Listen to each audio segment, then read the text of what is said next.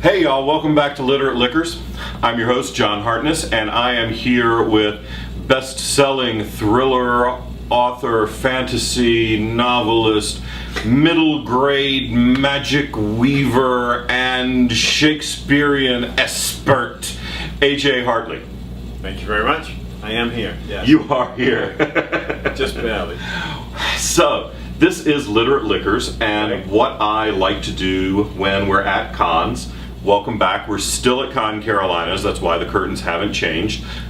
I am still in the same shirt from the last episode because it's really all one friggin' night, guys. I know it's like 7 weeks later when you're seeing this, but I cornered a lot of writers in one room way down the hall, stuck them in a place with a lot of alcohol, and I'm just luring them one by one in here to talk about their most recent projects and the booze that goes best with them. It's not easy luring writers out of a room with alcohol. This is true.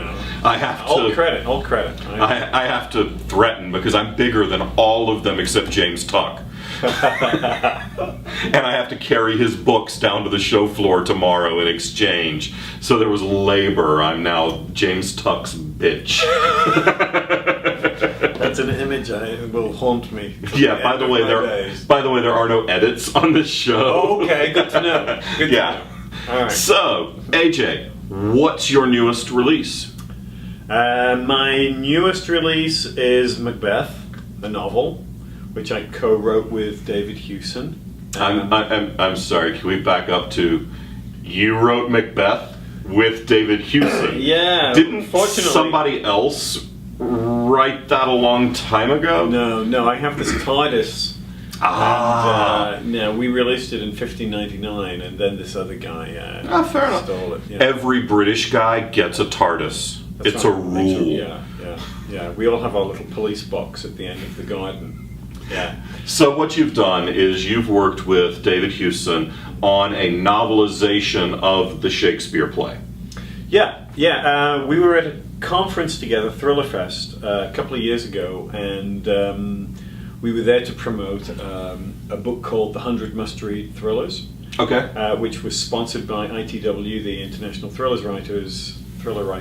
And David was doing the introduction, and I had been asked to write an essay on a Shakespeare play. Okay. And I chose Macbeth to think about as a thriller. So my essay in the collection was on that. David and I, by accident of alphabet, happened to be sitting next to each other. Hartley, Hewson. Exactly. At the big sort of signing in New York. Okay. And David said, has anybody ever done a novelization of Macbeth? And I said, of course they have. Wait a minute.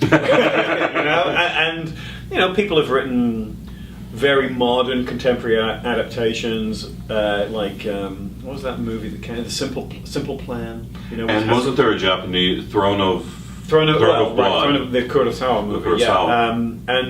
Yeah. So radical adaptations and things like the childhood of Lady Macbeth and stuff like that. But in terms of telling a version of Shakespeare's story in medieval Scotland, no. We, as a novel, we sort of thought about it and we're like, this hasn't really been done. So let's why not? Let's jump on it. It's a great story. Lots of built-in appeal. People know the story. But let's rethink it. Mm-hmm. Let's do what we would do as theater people, right? Right. Let's reinvent it. Let's not treat the dialogue as somehow suggesting one character type. So what happens if the Macbeths are childless, if they've lost a child or something, okay. right? Yeah. And think about character in those terms and tell a story as a response to the play, not a translation of the play, mm-hmm. but a reimagining of it. Now, I have yet to read this because, I picked it up today at the show and I flipped through and I was like, there's more description and stage direction in the first paragraph than there is in the entire Shakespeare folio. Right. Because Shakespeare he didn't give you much if you haven't read the original Macbeth. Who are you people? But anyway. But Shakespeare's writing for a bare stage, right? I mean, a Renaissance stage, not a lot of no scenery. No. It's a bare stage, and it's all about the characters. And they say, oh yeah, we're in Scotland. But it's not a Scottish, I mean, ironically, it's not really a Scottish play. No. There's nothing particularly Scottish about it. I mean... So did you write a Scottish book? Yeah, I would say so. I mean, David and I have very different backgrounds and different strengths. David's stuff, most of his fiction is set in contemporary Italy. He's really good at location. Okay. And thinking about how environment produces character and stuff like that. Mm-hmm. So I was in North Carolina and he was in the UK, and he said, okay, I'm going to fly to Edinburgh and I'm going to wander around and take a bunch of pictures, and I'm going to learn the Highlands. Yes, ladies and gentlemen, that is the accent of a resident of North Carolina. So, but I am a native of South Carolina. You can tell the dramatic difference in just 50 miles of where I grew up and where AJ now lives. Though ironically, your accent is probably more Shakespearean than mine. Probably, yeah. Given the people say the Appalachian dialect is probably closest to 16th century. Well, because the mountains of the Carolinas are significantly less evolved than much of the rest of the world. People moved over here in that period, and they've been relatively isolated, so their accent hasn't changed as much. So, right, which is why bluegrass music and Celtic music are tied so closely together. But we diverge from the point of the show, which is drinking. See, now you wish that we could edit. Well, I could, but I'm not this fat because I'm particularly energetic. I am a lazy shit. So what would you suggest that people drink while they are reading your novelization of The Scottish Play? In my horrible accent. Sorry, it happens. Okay, that's a good question. Well, Scotch. Always good, the older the better. But I would say a Highland malt. Okay. Yeah, old, single malt. You know, actually, I'd probably push it into the sort of Islay malts. You know, the sort of the really peaty, smoky, seaweedy, like, you know, Talisker, Lagavulin. The kind of malt whiskies that people that a lot of Scotch drinkers won't touch because it's too acrid and too bitter. You know.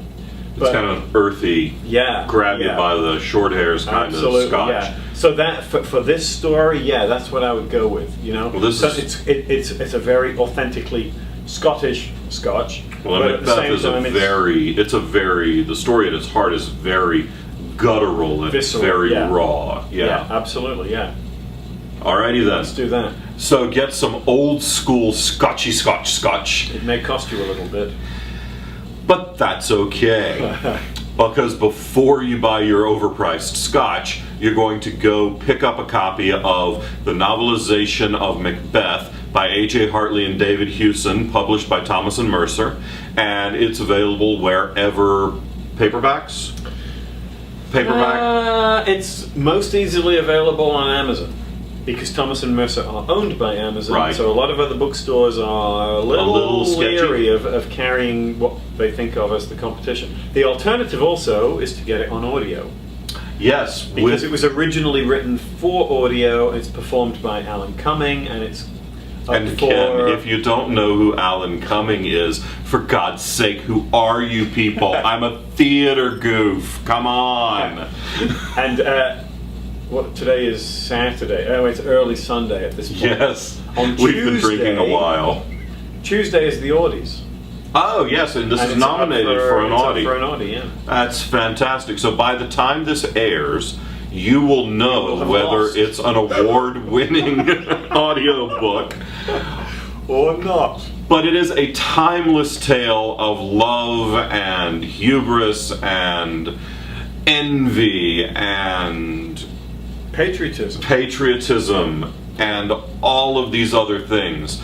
So go out and pick up your copy of Macbeth by A.J. Hartley and David Hewson, and as always, remember to drink responsibly, but read recklessly. Cheers. Cheers, man.